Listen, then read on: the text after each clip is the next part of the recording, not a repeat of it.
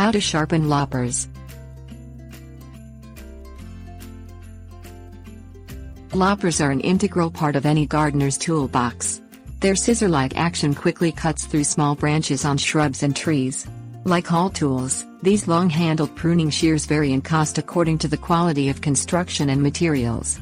Without proper care, even costly loppers may become rusted, dull and difficult to use. Dull garden tools require more pressure to use, resulting in fatigue and potential injury. Clean and sharpen your loppers at the end of each season. Cleaning and sharpening them prolongs their life and improves their performance. Things you'll need: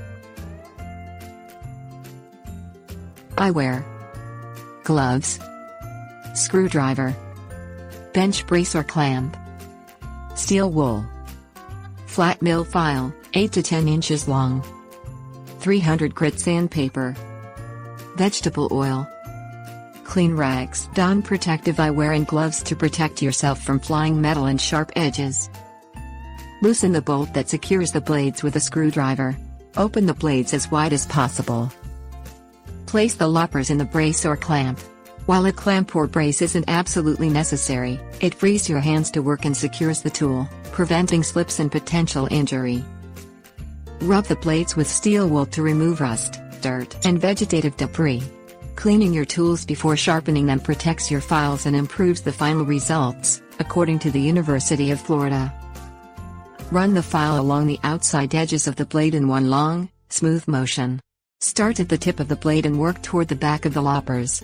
Avoid short, jerky motions and don't file the inside of the blades, which should remain flat, according to Clemson University. Hold the file at an angle sufficient to duplicate the factory-produced edge, typically 30 degrees. Adjust if necessary. As you work, you'll notice a clean edge of steel appearing. Stop filing when the entire length of the blade has a clean edge of steel.